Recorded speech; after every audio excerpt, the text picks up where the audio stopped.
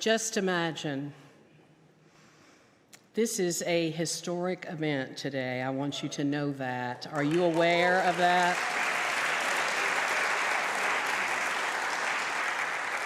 My name is Reverend Denise Shergan, and it has been my honor over the last 4+ years to be associated with Center for Spiritual Living Nashville and also Unity of Nashville, and holding a vision that we could do something like this together every once in a while. What do you think?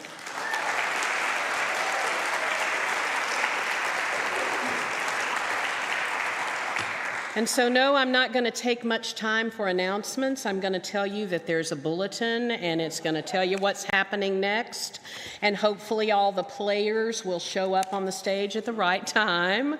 I'm kind of the cruise director today. So if somebody doesn't show up, I'll be calling them to the stage. But there's announcements for CSLN. If you open up your bulletin, you will see those. There's announcements for Unity. The only thing I want to put in your thinking caps for a minute is Marianne Williamson is coming here on October the 12th. And you might want to be a part of that evening. I think there's some flyers and information out front if you want to get that. Marcia said there are. So, without further ado, I want to call the singers and the band together, and we're going to get this party started. How's that?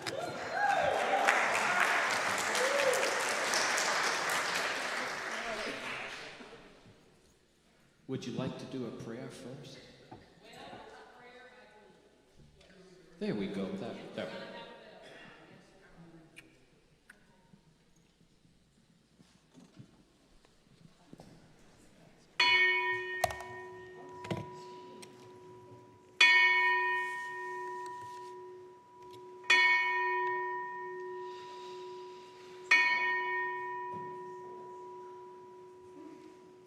Now I'm going to say this in first person, and you can make it personable to yourself.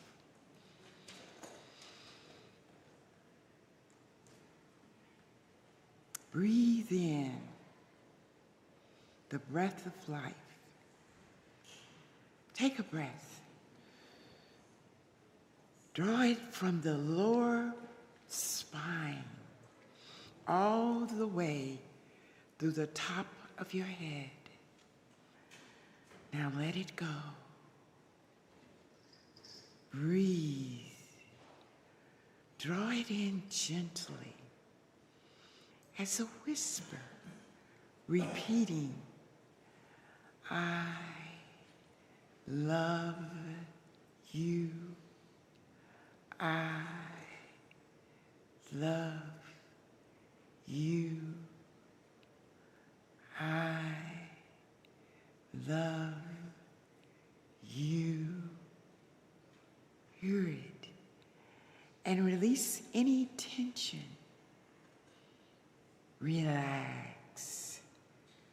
Know with me, God is all there is, and I am one with this magnificent presence, power, absolute love. And this love is healing and revealing. And today is the greatest day I ever could imagine. I see with new eyes. I hear with ears that are open to new possibilities, wisdom, and understanding.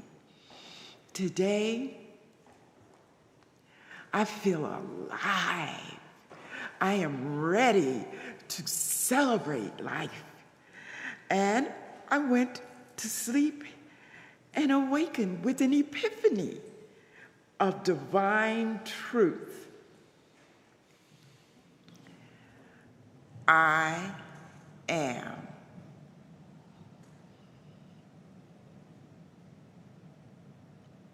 And now I'm allowing this wonderful, flowing, electrical energy to navigate an incredible power in my heart and mind as I acknowledge with honoring as I stand on the shoulders of giants, Dr. Reverend Mitch and Dr. Scott. And I say these are our mystical leaders in awakening this wisdom, this wonderful consciousness as it is still expanding and growing in our hearts and minds. And we are taking the baton of light and we are following through and we become leaders. And we are knowing that God's power, God's wonderful creativity and infinite possibilities is expanding and growing in making this whole community filled with love. And it is spreading and every day taking on new energy, taking on new infinite possibilities. And we are letting go of the past with ease, joy, and glory. And we are now knowing the best is yet to come. And we know all is well. All is good and all is God. With great expectancy, deepest gratitude, I release my word to the law that knows exactly how to make it happen and even knows how to make it greater than our wildest imagination. And for this we say, and so it is.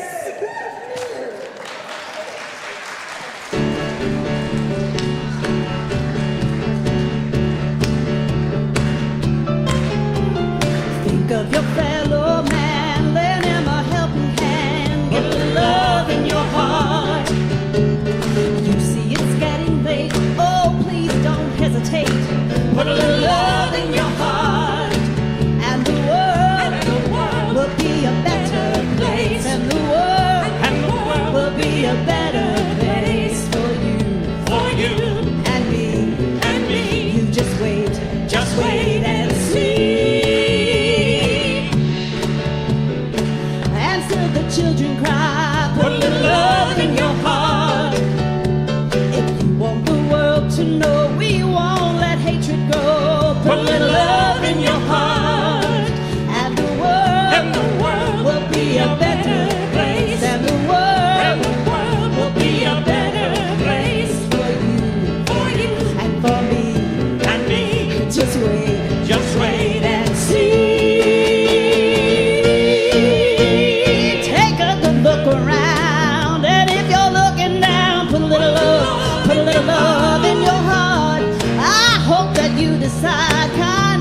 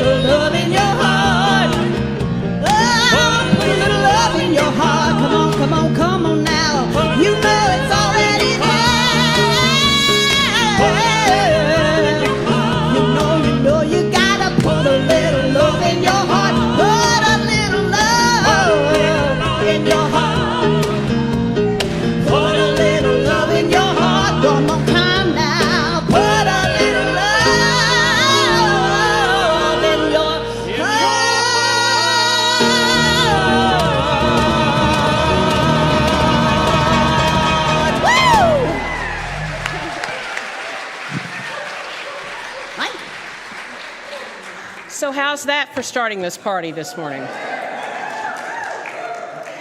So I want to give you a little bit of information about these people that have been on the stage this morning because they're pretty fabulous.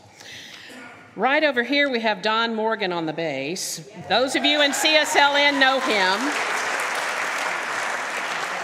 You know, you might hear him playing anywhere all around town. He's pretty amazing. Thank you, Don, for being here this morning. And there's somebody else back here. He's a percussionist from Jersey City. His name is Jimmy Lopez. He's married to Ashley. I think Ashley's in here somewhere. And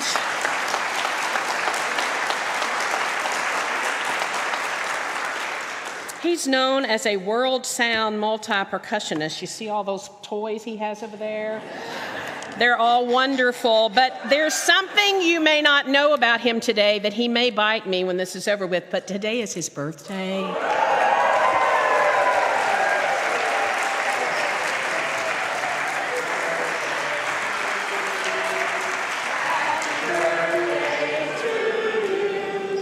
Happy birthday, dear Jimmie.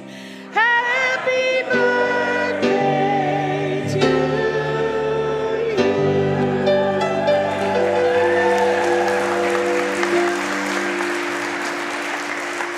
We also have Dr. Judy Blackwelder on the keys.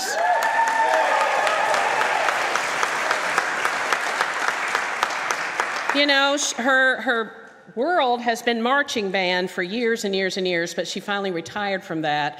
But you may not know that she writes a lot of music for Unity churches, and there are churches across our country that play her music every Sunday morning. So.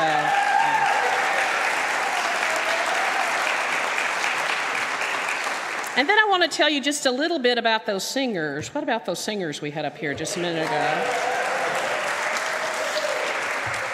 There's my dear friend Jamie London, who's worked as a teaching artist for TPAC and Disney musicals, in school as well as Wolf Trap and Nashville Children's Theater.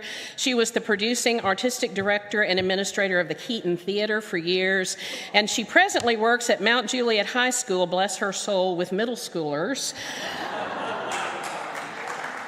as the school theater teacher. Bless her. And I don't know if you realize this woman came to Nashville years ago to be Reba McEntire's backup singer. She's pretty fabulous. Jamie London. And then there's Ginger Newman, who on her website said she'd been an artist for 30 years, but after I spent all afternoon with her, she told me she's been performing for 50 years. And during that time, she's toured all 50 states and been around the world in theaters, concert halls, convention centers, cruise ships such as the QE2, performing her one-woman show. She is amazing. And presently, she's the director of entertainment for Monell's. Ginger Newman.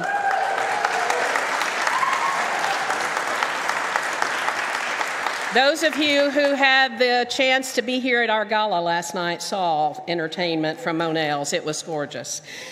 And of course, then there's Michael King, Lordy mercy. Everyone knows and loves him as the heart of hospitality, but you know, if you've experienced any of his Victorian Christmases, you know he's a singer also. He used to perform at Opryland 100 years ago, so with some of us, when we were younger and cuter back then. So, Michael King, and I think you all have another number for us this morning, right? Come right on.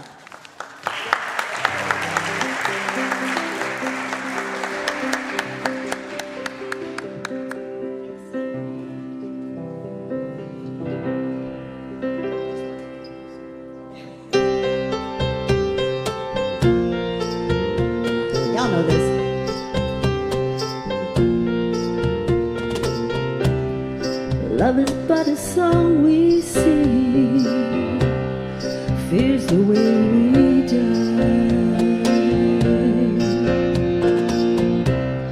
You can make the mountains sing or make the angels cry. Though the bird is on the wing and you may not know why.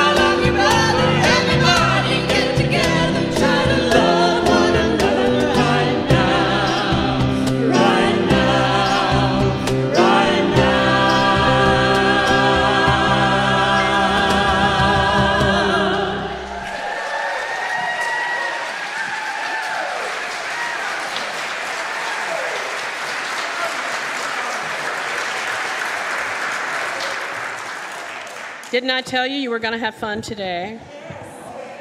Oh, yeah. So I'm going to introduce our speakers today. They're going to get up here in just a few minutes. But I want you to hear a little bit about both of them. Reverend Jimmie Scott started his path to ministry in 1981. Wow. You've been doing this a long time, haven't you, Jimmie? Graduated from the urban school in the summer of 1983, and in the fall of 1983, he joined Unity School of Christianity students and was licensed and ordained, licensed in 1983 and ordained in 1984. Yes, he's been doing this quite some time. His first assignment in January of 1985 was in First Church Unity, but this building wasn't there at the time. Remember that? And he was the associate minister to Reverend Frida Olson. And in 1987, Reverend Frida Olson retired, and Jimmie served as the interim minister while the church went through an official ministerial search, and guess what happened? Book. Tag, you're it, Jimmie. And he served for 15.5 years. I think he deserves an applause for that.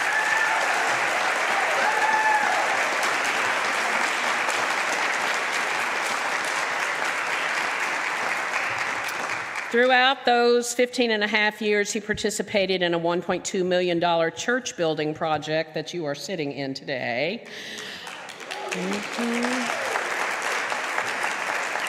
Involved in many of the organizations in the Nashville area, healing racism and opportunities for mentally challenged adults and Better Business Bureau's automobile arbitration program. He served as an advisory role with the Teen and Alcohol and Drug Recovery Program. Jimmie also served on the Board of Trustees with the Association of Unity Churches, now known as Unity Worldwide, from 1993 to 2000, and was the chairman of that board from 1997 to 1998. And then in 2000, he was hired at the chaplain of Unity Institute. I've shared with some of you when I went to ministerial school, I walked in because I was a blubbering mess and crying in the middle of ministerial school, and walked into his office and went, well, Jimmie Scott, what are you doing here? It's like, well, Denise Jurgen, what are you doing here? Well, I'm a blubbering mess is what I'm doing here. And so he served that till 2004 and served at Renaissance West Incorporated in Kansas City as a member of their board of directors.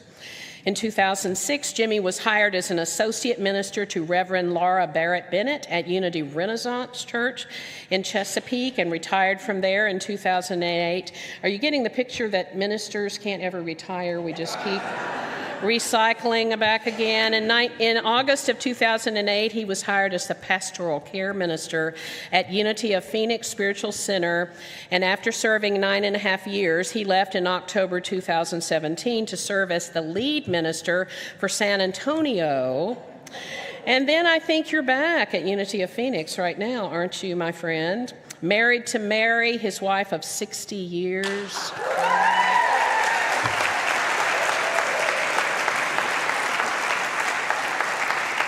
And they have 2 adult children and 2 great-grandchildren. Jimmie, just stand up and let them give you some love from where you are right now.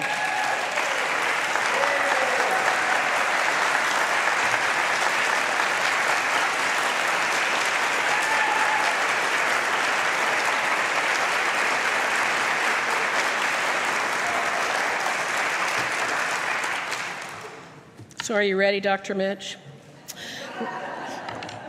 You're wondering what I'm going to say, aren't you? You'll have to forgive me when it's over, but that's okay. Reverend Dr. Mitch Johnson grew up in Kentucky, believe it or not, and moved to Nashville in 1980 to be a singer-songwriter. Can you imagine that? Wow. And he enjoyed some success, and then it became clear to him, and somewhere along the path, that he was here for a different reason than that.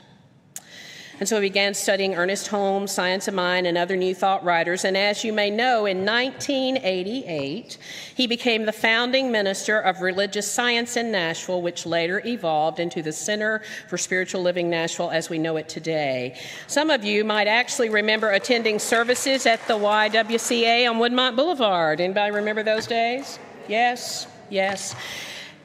You can clap for him. That's wonderful.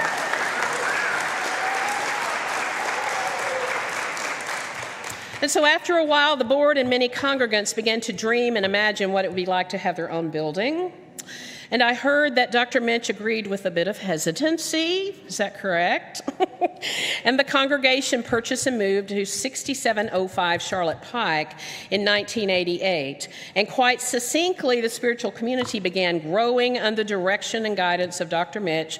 And they enjoyed their prime property location for many years because Mitch is a gifted teacher and speaker, and he has helped thousands of people in Middle Tennessee change their lives and begin to understand New Thought principles. So he stepped down as senior minister after 30 years, and he's really...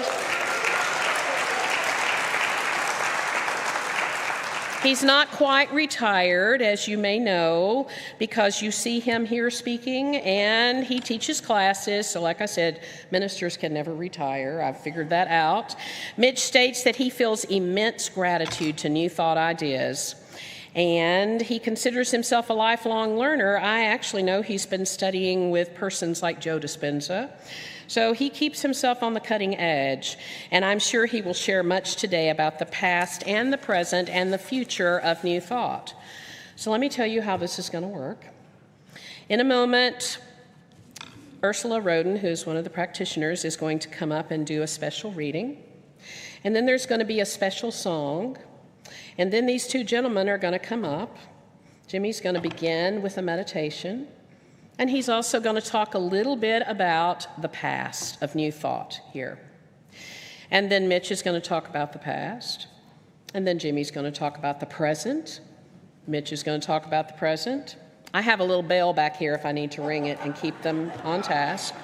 And then they're both going to talk about the future of New Thought here in Middle Tennessee, because it's important. Are you all aware of how important this is right now in our world today and everything that's going on? This is an important, monumental event for us to come together and talk about such things. So I'm going to ask for Ursula to come first, and also for Ginger and Judy to get ready for the song, and then we'll ask the two men to come forward also. My reading today comes from Ernest Holmes' Signs of Mind text, page 158. Persons familiar with biblical history hardly need a lesson about faith, for the 11th chapter of Hebrews is full of instances proving its sustaining power, all instances of so-called miracles due to unshakable faith. Our ancestors believed these recordings and embodied this living faith in their consciousness, thereby leaving us a great legacy of faith. Whatever they did, they were able to do because they grasped onto instinctive faith and marched boldly on with it. Since faith is a quality unconfined to age or station, it may be ours today, as much as it has been any man's at any time. We are not going through a harder time today, or a longer or darker night than has ever been experienced before. It only seems darker because we have lost faith, the beacon of light. If one will have faith in himself, faith in his fellow man, in the universe, and in God, that faith will light the place in which he finds himself, and by the light of his faith, he will be able to see that all is good, and the light shed by his faith will light the faith for others, and so it is.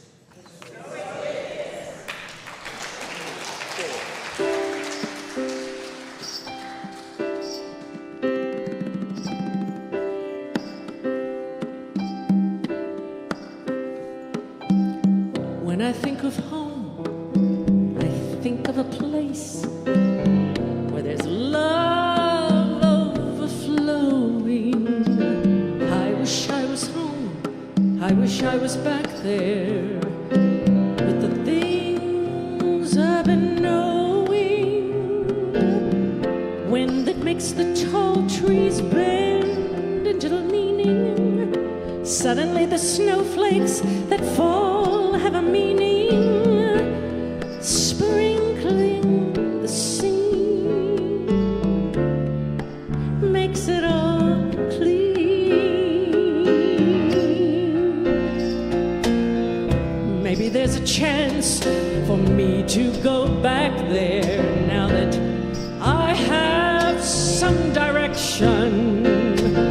It would sure be nice to be back home where there's love and affection.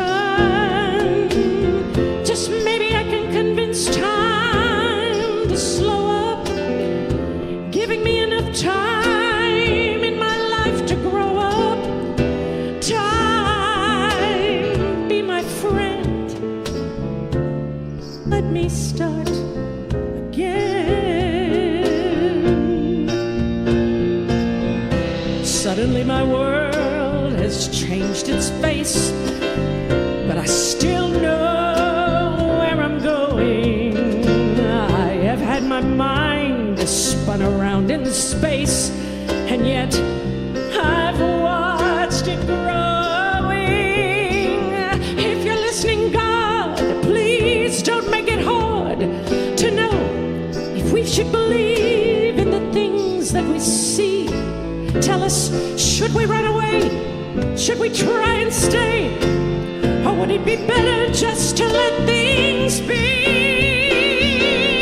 Living here in this brand new world might be a fantasy, but it taught me to love. So it's real, it's real for me. And I've learned that we must look inside our hearts to find a world full of love, like yours, like mine, like home.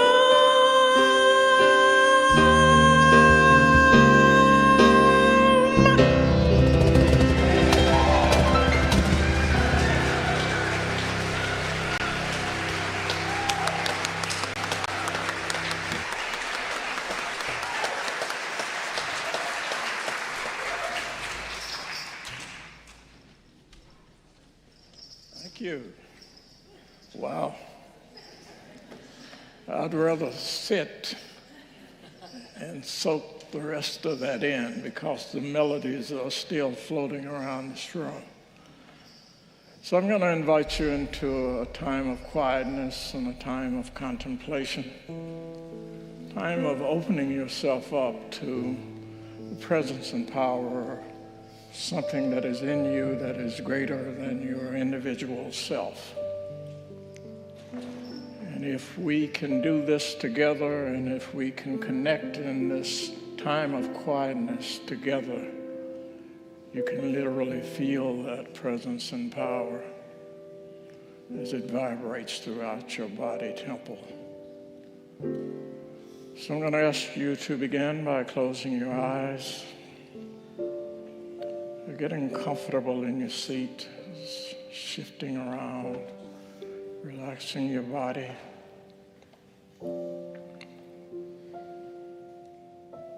And become aware of your breath, that energy of life that is flowing throughout your body temple.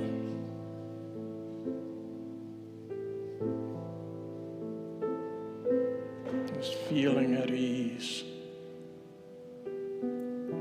with your personal universe and the universe at large.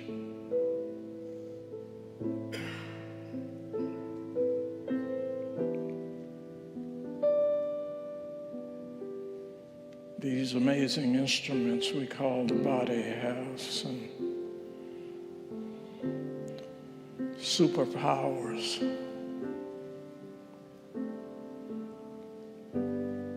Powers that enable us to connect with all kinds of energies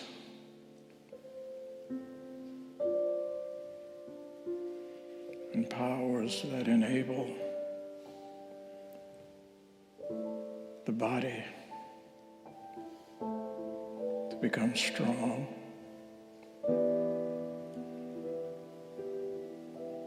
the mind to become wise,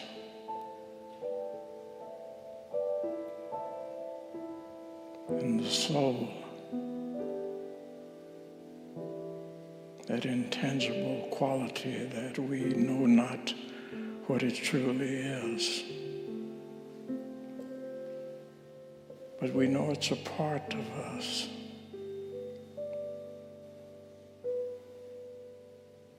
And this spirit within us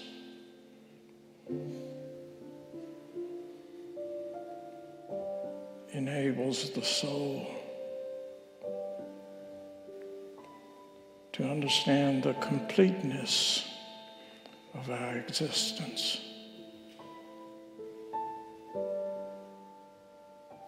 to understand that we are one, though we live in separate body temples.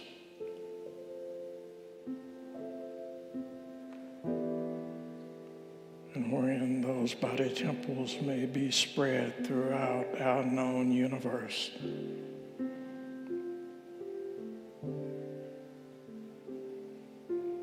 through this mystical connection, we are still one.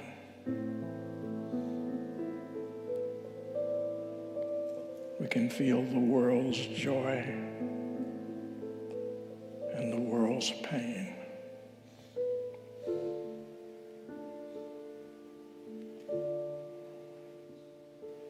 We can see internally our past and our future.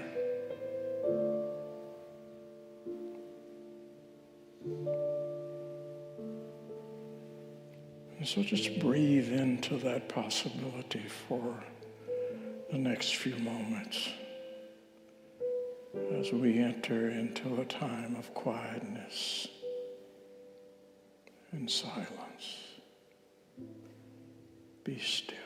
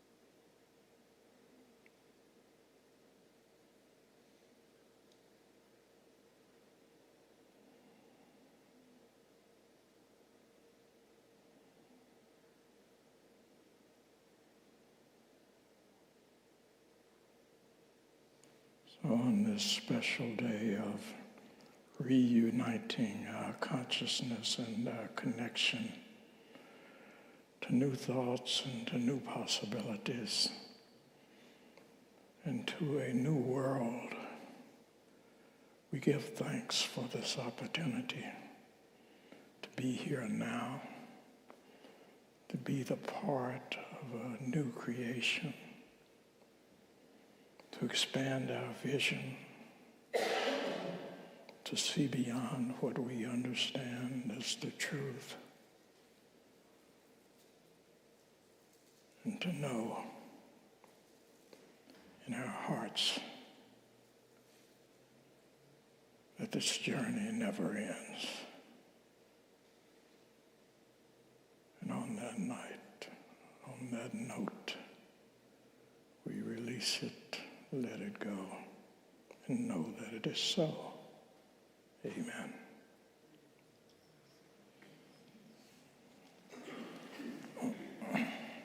So Jimmie, you're going to be right here. Yeah, I'm going to be right there. And Mitch, you're going to be right here.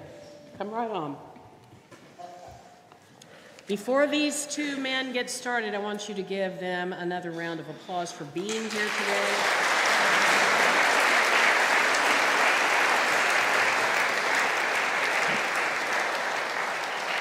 And so you're going to start. All right. So my task is to talk about new thought in Tennessee in the past. And probably the thoughts that come to mind currently is how magical it was and how mystical it was, even though at that particular point in time, mystical wouldn't be a word that I would use.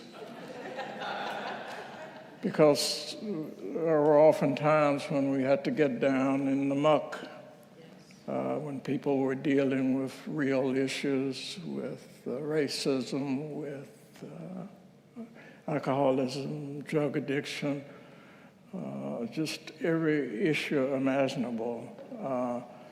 Somebody had to go at those problems with a common sense approach. And I never dreamed that it would be I, because I was always a participant in many of the activities that everybody else is going through. But I got a call one day from the head of the school over at Green Hills. I can't remember the name of it now, but they had Hillsborough High. They had some issues with some kids on drugs. Imagine that. And so I went over, and she said, Dr. Scott, I'd like for you to help us out with these drug problems. And I need help myself. But I was young and dumb and believed. And so to make a long story short, we attacked the problem, and I assume we had some successes. I hope so. And from that point, it just kind of spread out into the community. So I've done some of everything in this community when I was called upon. Worked with the police department for a year. That was another mind-bending and eye-opening experience, and became quite fond of Chief Joe Casey and his task of trying to run a department full of maniacs. So you get a view of society at a level that is both inspiring and challenging and scary. And so you just close your eyes and dive in. So that's pretty much the past, how we did it. This building was an amazing experience itself. I want to take just a moment and acknowledge two of my buddies who are now gone, Rogan Allen and Stan Lawrence. Stan passed just a few months ago, a letter from Joyce. But When we talk about building this church, we literally build it. I mean, I'd be in here every Monday morning in my blue jeans, and we'd be getting wood and trash out of the way so the real people who knew what they were doing could go on with their work. Just the experience of having Bud Morris calling me every Monday morning, "Brother Scott," "Yes, sir. Y'all got to do something about that parking on the street down there on Sunday mornings." Good problem to have. Lot full, people parking on the street, parking in folks' lot in their yards. So this is the past of what you see right here today. Just a lot of hard work and a lot of dedicated people. Many of you were here as a part of that experience, and here we are. And I'm 40 some years into this business now, I think right around 40. And I still love it and hate it sometimes because of it's real life. So I don't want to take up a whole lot of time talking about the past. So I'm going to turn it to you.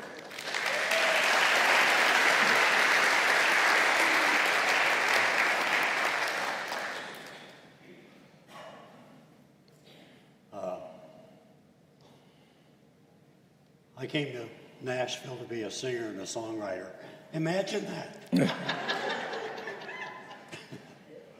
I had no intention to be a minister. I know when it kind of came to me, I went to my wife, who has since passed, but I went to her and I said, "I think I'm going to be a minister." And she was a surfer girl from California. And she went, "What?" I said, "I think so." Well, I didn't have the qualifications to be a minister. But I remembered Emerson's teaching, if you want to have the thing, become the thing, then do the thing, and you will become it. So I'd applied that many times in my life and found that it worked. And so in this case, it did too. I remember I called Carlton Whitehead. Dr. Whitehead was the president of Religious Science International at that point. And I called him and I said, "Well, I've had 2 years worth of Science of Mind classes in California, but I haven't had a practitioner class. And there's no minister class that I know of here." He said, "Let's see. God is limitless. You're God. And so if this is going to happen, shut up and let it happen." And I said, "Okay." And he said, "I'm going to do treatment for you." And he did one on the phone for me. Then he said, "Now, get ready."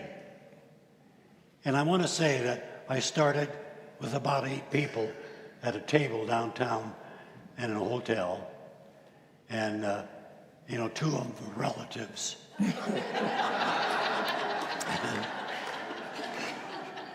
And the other ones got dragged there by the relatives. So we started going, and right away, as Dr. Whitehead had said, I started getting ready. And that very year, there was a teacher that came to Huntsville, Alabama, where there was a little church. And he taught a practitioner class. And I drove down there every week and took that practitioner class. And he left that next year. So interesting, isn't it? How everything falls together when it's supposed to be. So the next year, or that same year, by then we'd started meeting in a hotel. We had, 30 or 40 people that came on a Sunday. And Dr. Schultz, Kennedy Schultz, was the president, and he was down in Atlanta at the time. And he came up and he said, look, you finish your practitioner license, get your case histories. Now your case histories, in case you don't know it, was you had to get 5 people to sign off that you prayed for them and something good happened.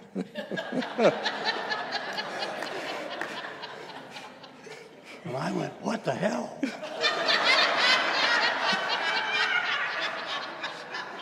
But that shows us, doesn't it, our own lack of belief in what we say we want to experience in this life. So, anyway, I said, okay. And the very next year, I went down to Atlanta and took the class I needed for, so it all fell together. So what I'm telling you is this. About that time, too, I think I met Jimmie. And I don't know if you recall this or not, but I said to Jimmie, you and I are a new thought. And we have this thing where we tell people, you know all that crap in your life?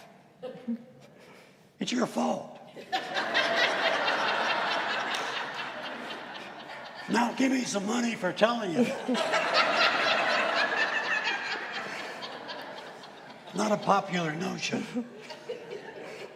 But it wasn't exactly that way. It's teaching people to love themselves and to love life and to love others. That's the hard one, isn't it? Yet, it's also the easy one. And so, the past is a wonderful portent of the future, I always say. But you don't want to live in it. You want to create something new from it. So that's what we're here for today.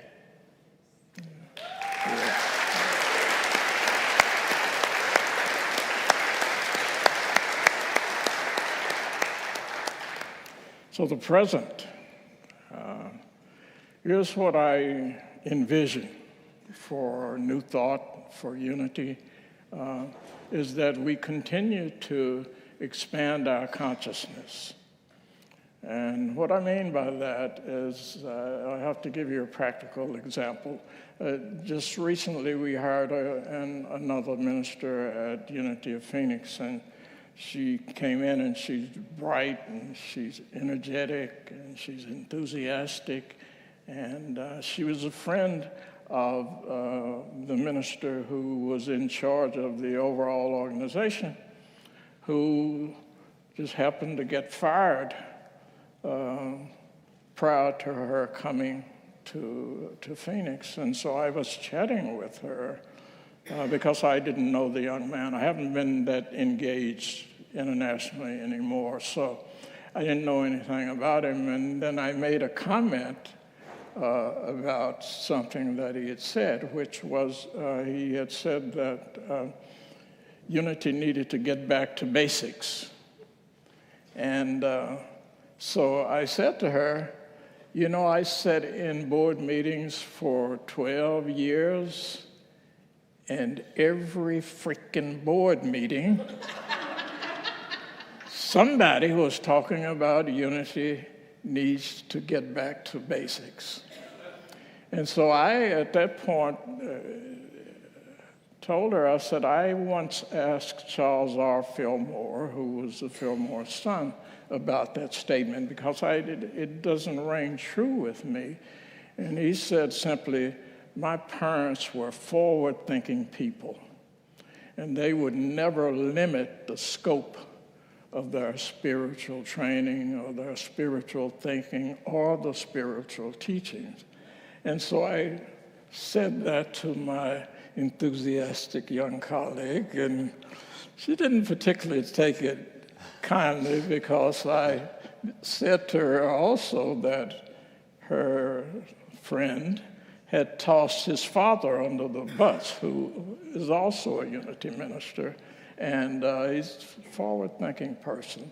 I don't even know what Unity Basics is, to be quite frank.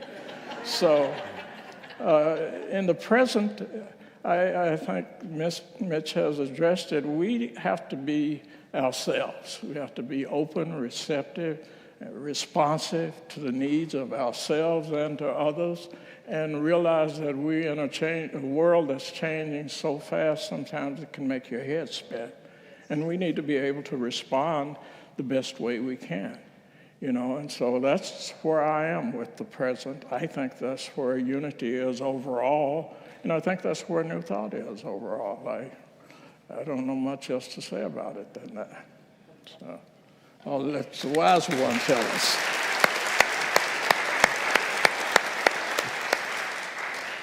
Wow. Where are we now?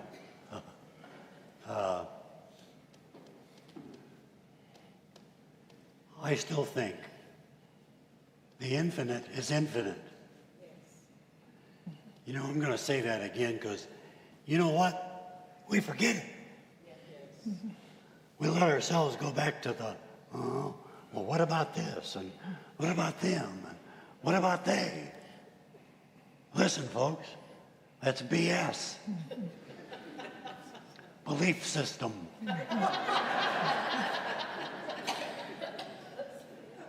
It's simply belief system. There's no limit to what New Thought can be in Nashville, because there's no limit to you, because you are New Thought in Nashville.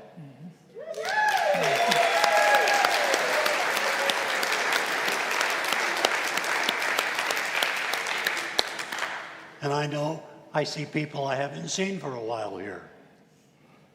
Backsliders.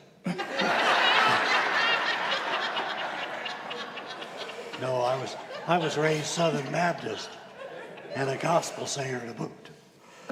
Praise the Lord. But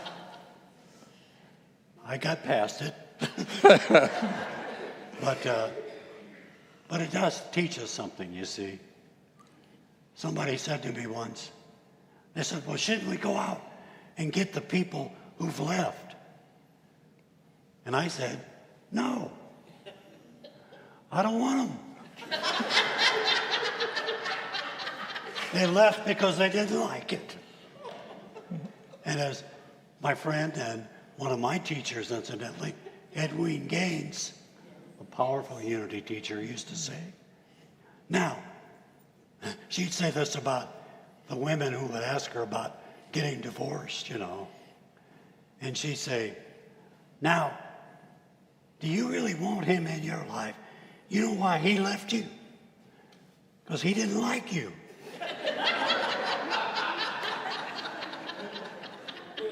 So I think there are thousands and thousands and thousands and thousands and millions and perhaps billions of people who will hear you say, this has been a wonderful thing in my life.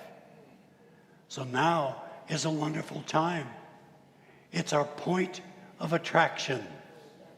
It's our point of saying, you know what? Life has been good to me, and life continues to be good, and life is only going to get better. Amen? Amen.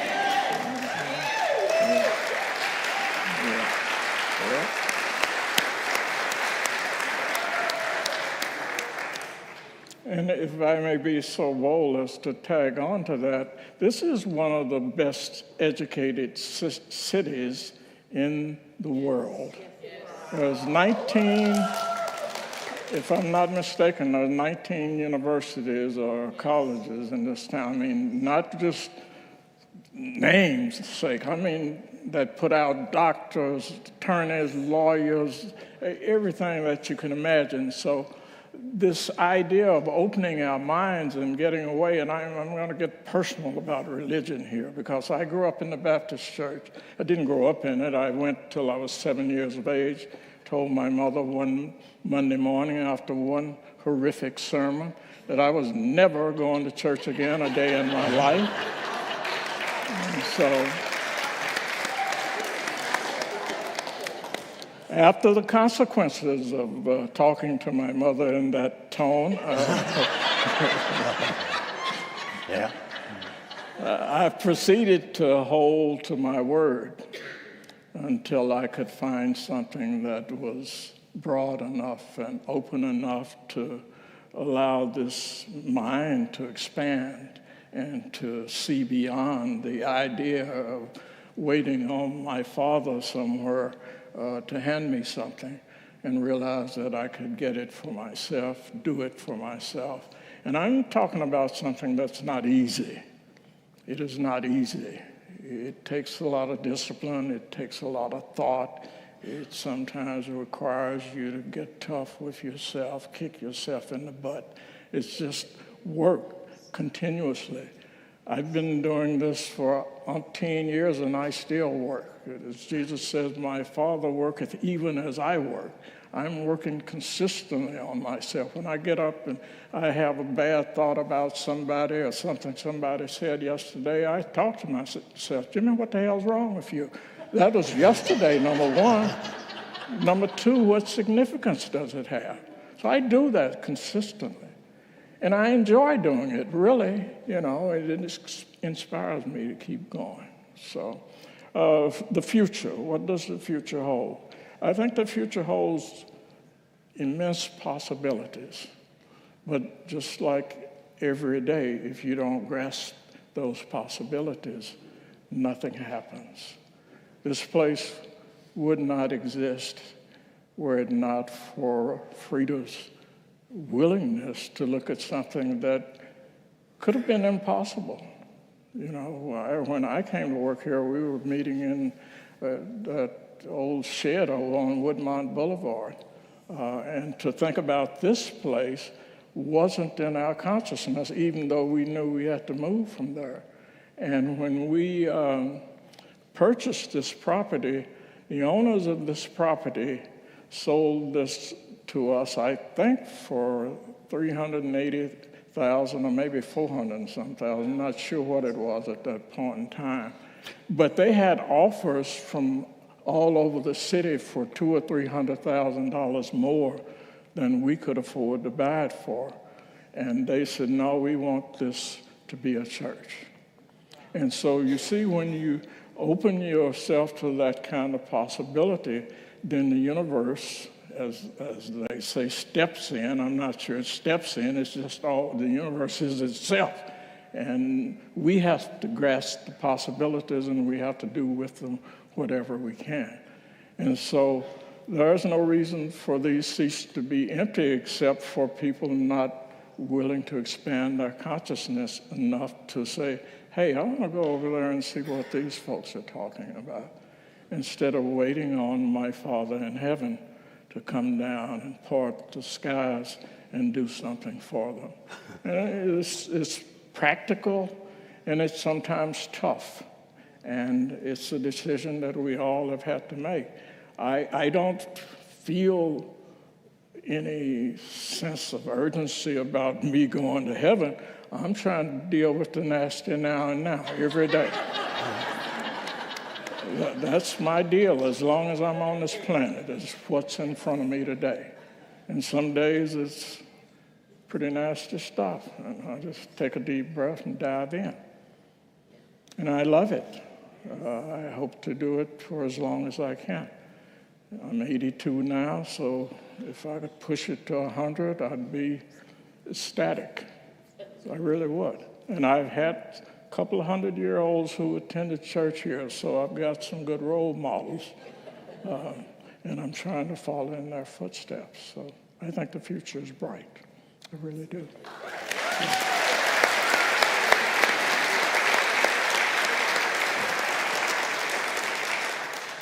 Wow. I want to tell you one of my favorite stories because it does relate to what we can create. And it is a joke. So don't write me notes saying, oh, you shouldn't have said that. I think it's interesting. I got Jimmie to say hell. You have no idea how deep this vocabulary is. Get me in the wrong situation. This story, there's this little boy at the top of a hill who's got a brand new bike. And he's going to ride down the hill, and he gets on his bike and he lets the hill go and he's got his hands in the air and the bike goes down the hill. All of a sudden it hits a tree and knocks him off.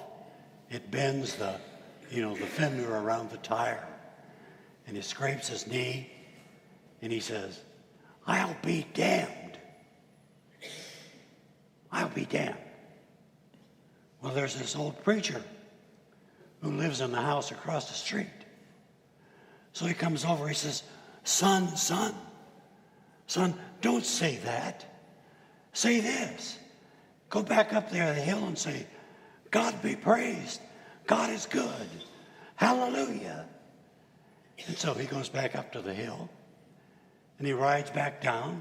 This time he doesn't hit the tree. He hops off his bike and the dent in his fender pops out. And the skin on his knee heals up. And the old preacher says, "I'll be damned."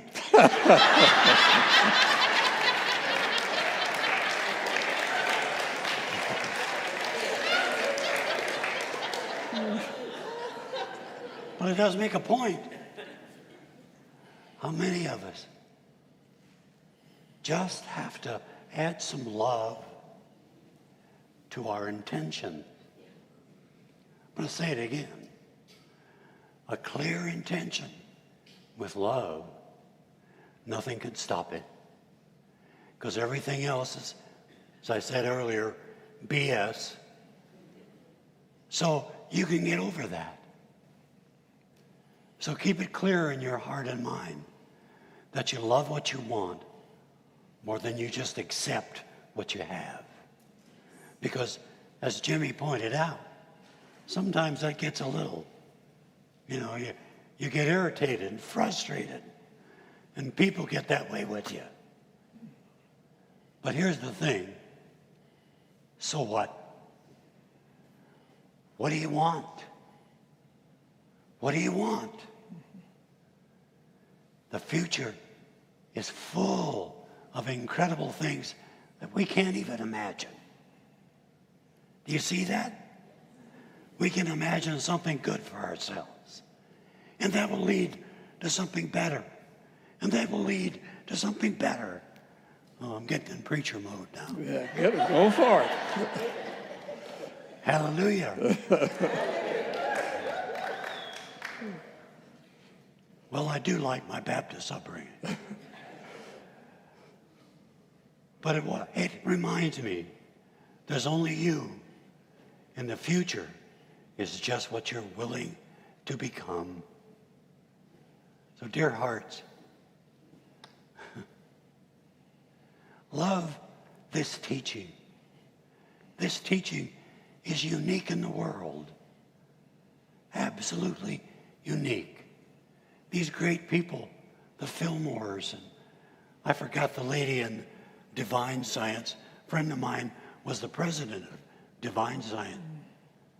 And is the president, I think, right now of INTA, Tim Stewart. Everybody remember Tim?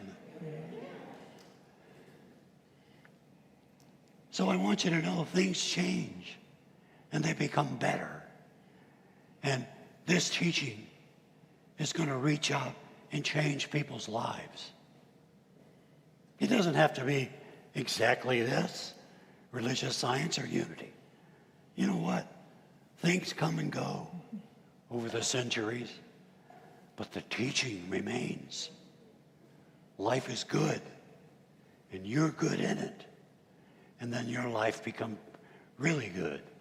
And you make that possible for untold thousands that you've never met to see and to feel they've overcome. I can too. I can too. Because believe me, love is magical, and so are you. Yeah.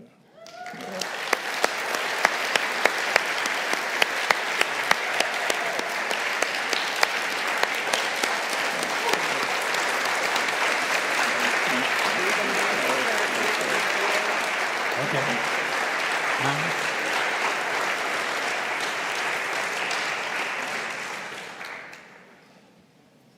So they asked me to do a treatment to end.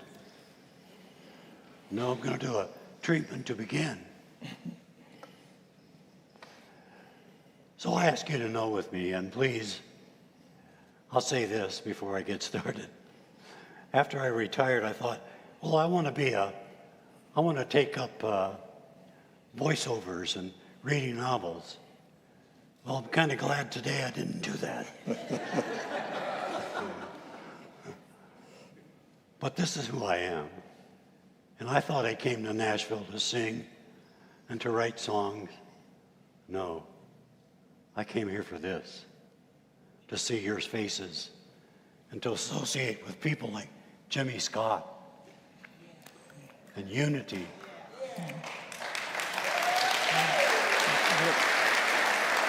Are we here?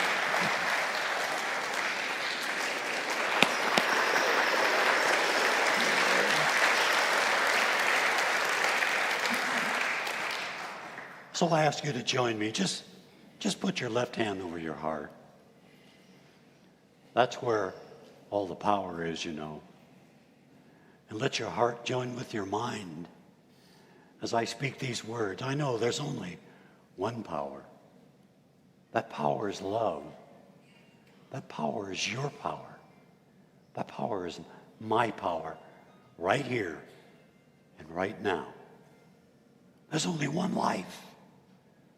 And that life is good. And that goodness is in my heart. And that goodness is in your heart. And flows from us right here and right now in wondrous and new ways. So I know that our teaching of New Thought is going to grow and spread and teach others and bless and heal and become more than we can imagine. Because we know that behind us and in us is this incredible presence and power we call God. Limitless, capable of becoming something new and more wonderful and more loving and more incredible than we can even imagine. So now we let it. We take it into our hearts how wonderful we are and how wonderful life is and how wonderful everyone is. And right here and right now, I love this life. I love you, God. I love unity. I love the science of mind. I love New Thought. Oh, thank you, thank you, thank you, thank you, thank you, thank you, thank you, thank you, thank you. And with a heart full of gratitude, I release this treatment to the law of mind, which is now bringing it about in just the perfect way for each and every one of us. And because we believe this is so, we say together, and so it is. Yeah.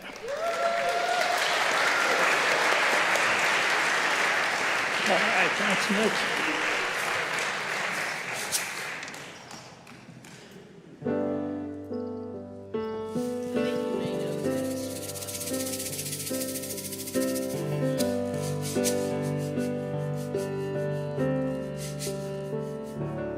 I'd gladly walk across the desert with no shoes upon my feet to share with you the last bite of bread I had to eat. I would swim out to save you in your sea of broken dreams. When all your hopes are sinking, let me show you what love's mean. Love can build a bridge.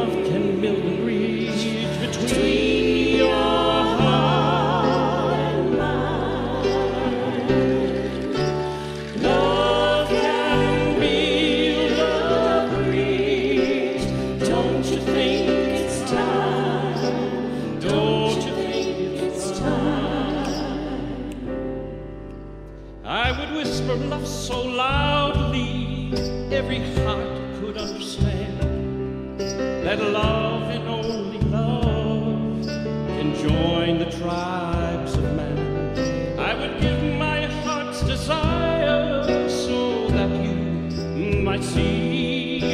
The first step is to realize that it all begins with you and me.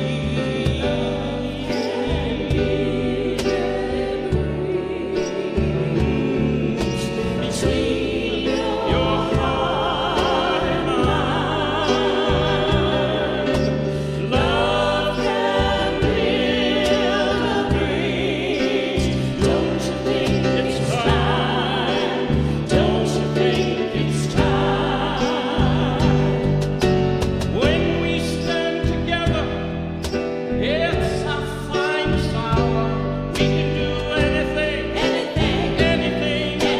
keeping believing in God's power.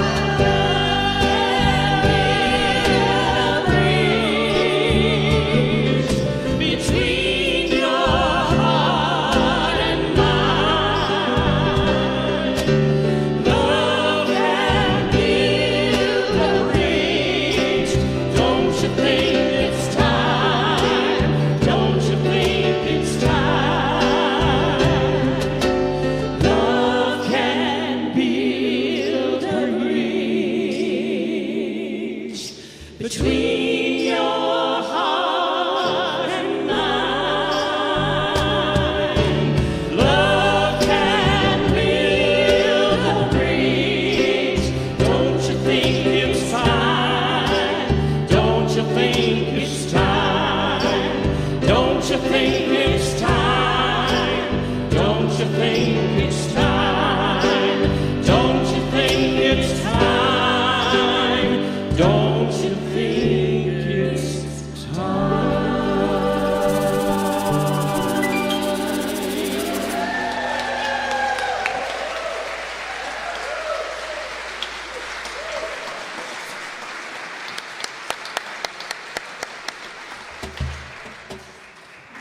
Hey, ladies and gentlemen. Wasn't that amazing? The whole thing. Don't you think it's amazing? Oh. Well, now is our time to share with these two communities. We're going to be taking up the offering in just a minute. And as you have heard, the future is bright. And if we want this future to continue physically, we need to do something about it. So, the ways to give. You can give through the basket that's going to be passed. You can give online through the QR codes that are in your bulletin, or you can put it in snail mail. Okay? So I want this community to be a beacon for a long time. So let's all join that together. Now, how is this going to work? If you want to give to the CSLN community, you write your check, Center for Spiritual Living. If you want it to go to Unity, you write Unity of Nashville on your check. Those will be separated into each community. If you give cash, it will be split down the middle. Center for Spiritual Living will get half and Unity will get half. So just so you're clear, it's all going to be cool, okay? And I've been asked to do a reading. And we've been talking about these two great men and what they have done for this new thought in Nashville for years. So I wanted to share something about leaving a legacy. A legacy is not just about what you leave behind, but the impact you make in the present. Leaving a legacy means finding a way to make a positive difference, no matter how small. The true measure of your legacy is how you are remembered by those whose lives you've touched. A legacy is not built on success alone, but on the values and principles you uphold. The most important part of your legacy is not what you achieve, but the examples you set for others. A legacy is not simply about leaving behind material wealth, but about leaving behind a better world. Your legacy is the sum total of the choices you make and the actions you take. Leaving a legacy means living a life worth remembering. And your legacy is a reflection of the love, the kindness, and compassion you bring to the world. A true legacy is not just about what you do, but about what you inspire others to become. A legacy is not measured by the length of your resume, but by the content of your character. Leaving a legacy means leaving behind a piece of yourself in the hearts and minds of others. Leaving a legacy is planting a tree under whose shade you will never sit. So now, tell me, what is it you plan to do with your one wild, precious life? So if our ushers will come forward, we'll have another song.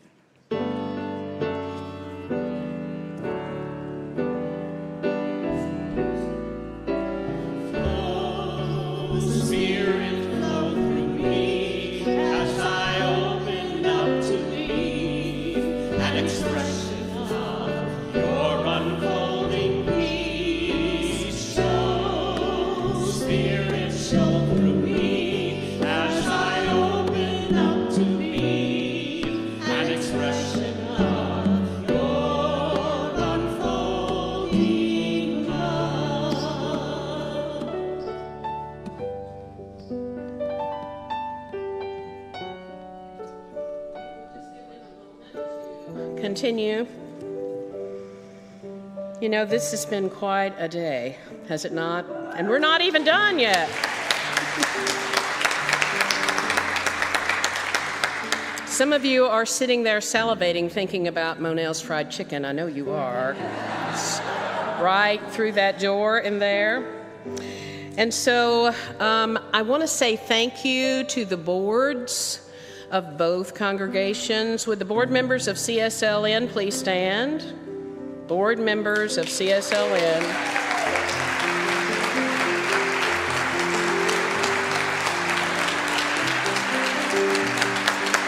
And would the board members of Unity of Nashville please stand?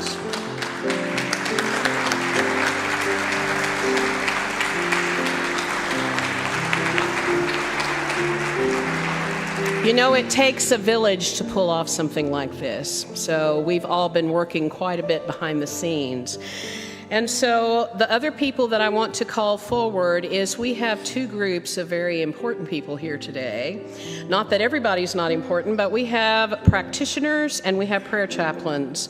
Practitioners from CSLN and prayer chaplains from Unity. And I want them to come and stand up front along with Jimmie and Mitch as we get ready to close out. So you all are going to just stand across the front. Yes.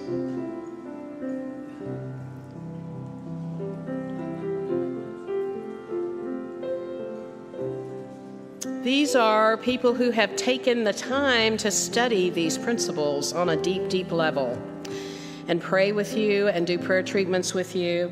And so we just say thank you to these amazing people. And we're all going to stand and we're going to end Unity style with the peace song and the prayer for protection.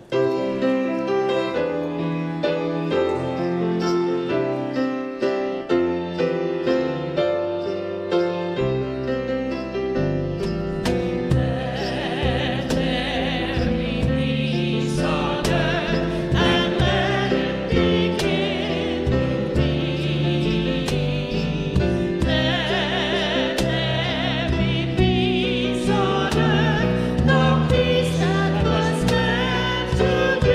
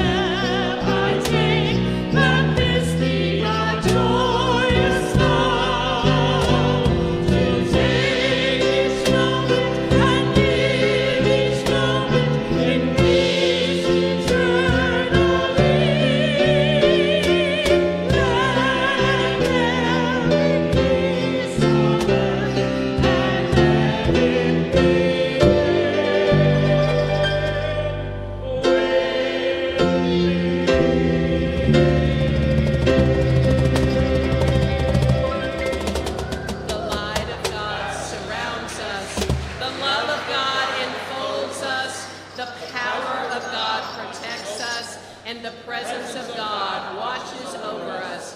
Wherever we are, God is, and all is well.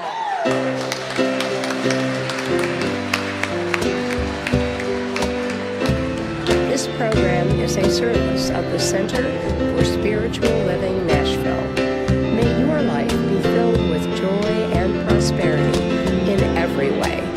Learn more about our programs or contact one of our practitioners at our website, CSLNashville.org. You may also want to follow us on Facebook at CSLNASH.